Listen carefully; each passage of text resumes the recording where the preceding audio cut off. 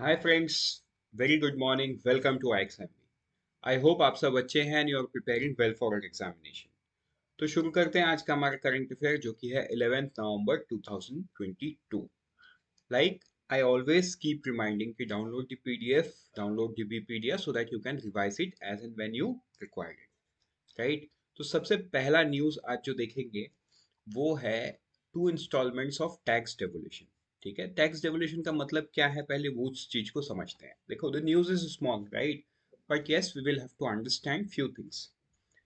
जो स्टेट्स में, मतलब देखो, हर इंसान इंडिया में कोई ना कोई स्टेट से बिलोंग करता है, correct.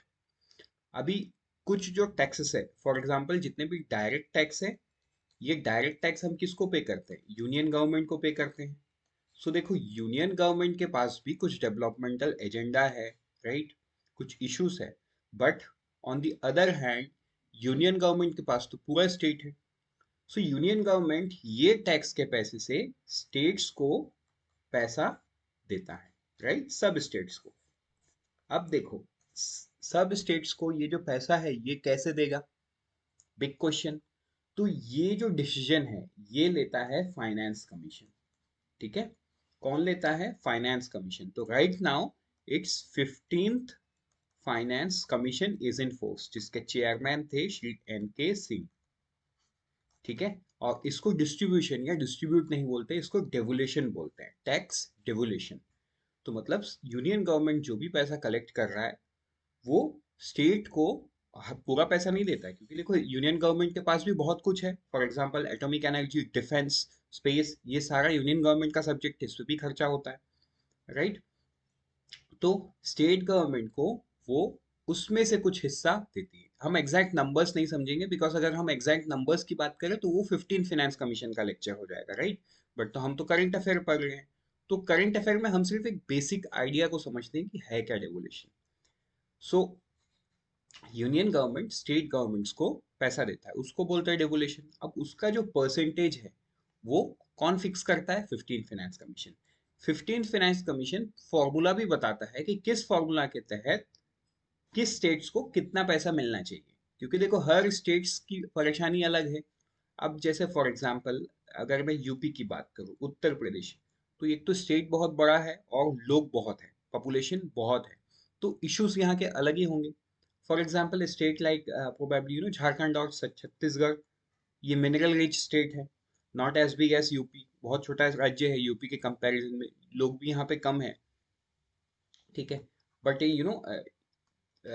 State like West Bengal, मतलब वेस्ट बंगाल इसीलिए बिकॉज वेस्ट बंगाल के पास एक तो मेट्रो सिटी है एंड बाकी कोई बड़ा सिटी है नहीं। ठीक है, बट यस, टूरिज्म में थोड़ा सा है, but again rural side West Bengal में ज़्यादा है, तो ऑब्वियसली वेस्ट बंगाल को ज़्यादा पैसा मिलना चाहिए। सो ये जो सारा डिसीजन है, कौन लेता है, क्यों लेता है, कैसे लेता है, ये सारा चीज 15 फाइनेंस कमीशन 5 साल के लिए यूनियन गवर्नमेंट को बोल देता है कि आपको ये चीज करना है, राइट। एंड यूनियन गवर्नमेंट उसको जब, मतलब इनके रिपोर्ट को जब यूनियन गवर्नमेंट ने एक्सेप्ट किया तो मतलब इनके सारे टर्म्स एंड कंडीशन को एक्सेप्ट कर लिया था। अब 5 साल तक तो यही फॉलो करना है, इसमें कोई चेंजेस नहीं होगा। ठीक है, तो देखो अभी न्यूज क्या है। न्यूज है कि union government has release 2 installments of tax devolution to the state government amounted to rupees 1,16,665 crore. ठीक है, as against normal monthly devolution of 58,333 crore. समझ में आ गया? तो यूनियन गवर्नमेंट ने 2 इंस्टॉलमेंट को रिलीज कर दिया है। मंथली नॉर्मल कितना होता है? 58,000, तो ऑलमोस्ट उसका डबल अमाउंट किया गया है, 2 इंस्टॉलमेंट। द रीजन बीइंग, एक तो यूनियन गवर्नमेंट के पास पैसा है, टैक्स कलेक्शन के थ्रू आया है और उनको तो देना ही है। On the other hand union government जब स्टेट गवर्नमेंट को दे देता है तो on the other hand state government इसको लेके थोड़ी बैठे रहेगा। इसको लेके आगे डेवलपमेंटल एक्टिविटी से जो भी उन्होंने प्लान करके रखा है वो उसमें काम में लगा देंगे।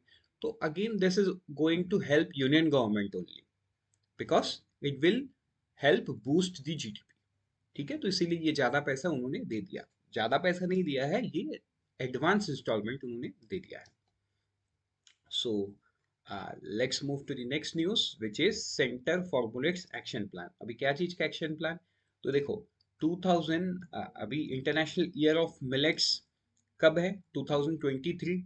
इंडिया को सपोर्ट कितने देशों ने किया था? 72 कंट्रीज ने सपोर्ट किया था in United nation general assembly.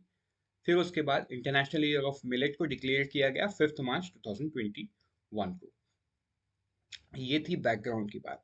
तो देखो, अब जब इंडिया के प्रपोजल को ही पूरी दुनिया ने माना कि 2023 would be international year of millets, तो वहां पे एक पॉइंट ये भी है, to promote shipment of nutri-cereals, the Ministry of Commerce and Industry through its Apex Agriculture Export Promotion Body, APEDA, has prepared a comprehensive strategy to promote Indian millets export across the globe. मतलब India के millet को पूरे दुनिया भर में export करने के लिए उन्होंने एक रोड मैप तैयार किया है। ठीक है, अब रोड मैप में क्या है, ये स्क्रीनशॉट में है, ये मैं बताता हूँ आपको। बट आज के दिन में अगर आप स्टेटस की बात करोगे तो जो top 5 state millet producing states है वो कौन है? राजस्थान, महाराष्ट्र, कर्नाटका, गुजरात एंड मध्य प्रदेश। ठीक है, अगर हम बात करें कि दुनिया में कौन से कंट्री को इंडिया सबसे ज्यादा मिलेट एक्सपोर्ट करता है, तो वो है UAE, Nepal, Saudi Arabia, Libya, Oman, Egypt, Tanzania, Yemen, UK, USA. ठीक है, और इंडिया से जो वैरायटी जाता है उसमें बजरा, रागी, कैनारी, जवार एंड बकव्हीट है। ये सारा चीज है। अगर हम मिलेट इंपोर्टिंग कंट्रीज की बात करें तो इंडोनेशिया है, तो देखो इंडोनेशिया को तो हम करते ही नहीं है। बेल्जियम है, बेल्जियम भी नहीं है लिस्ट में। जापान है, जापान भी हमारे लिस्ट में नहीं है। जर्मनी है, जर्मनी भी हमारे लिस्ट में नहीं है।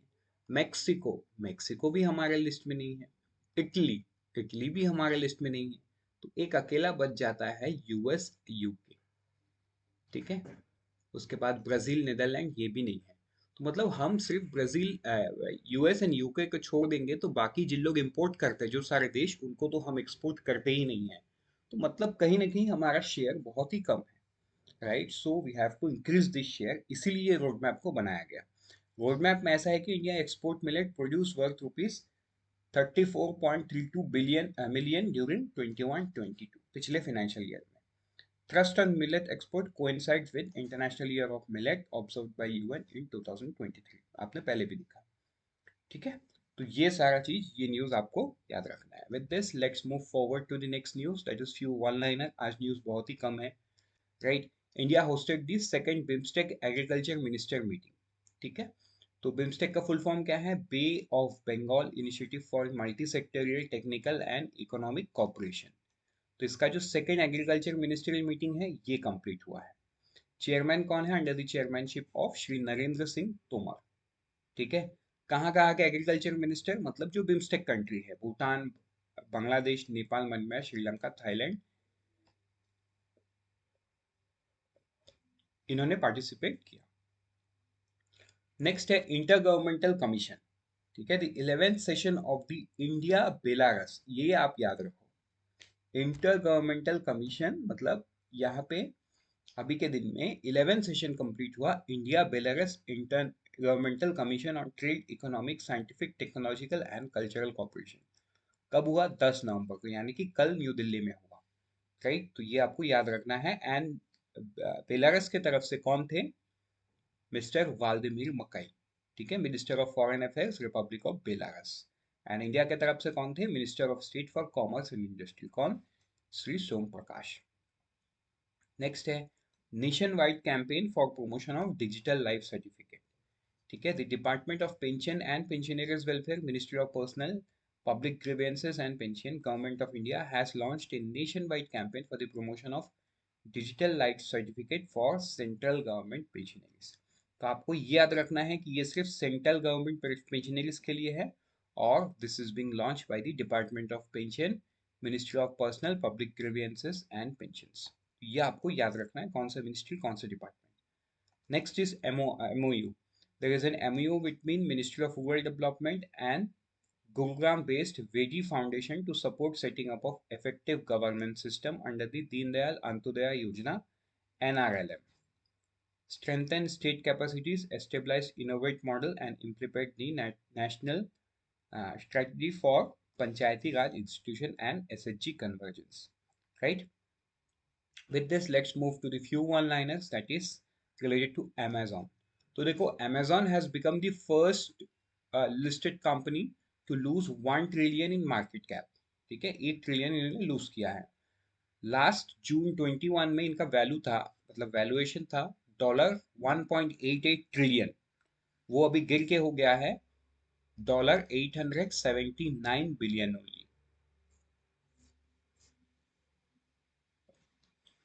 So there is a huge fall in the valuation.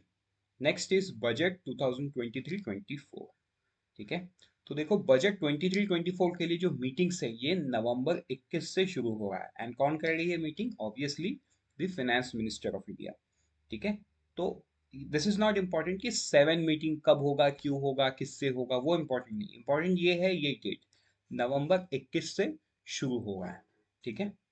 Crop diversification की बात करें तो इसमें गवर्नमेंट ऑफ छत्तीसगढ़ का एक बहुत बड़ा स्टेप है. Discourage paddy and encourage farmer for crop diversification. मतलब छत्तीसगढ़ में paddy is grown the most. So the government want farmer to diversify their crop.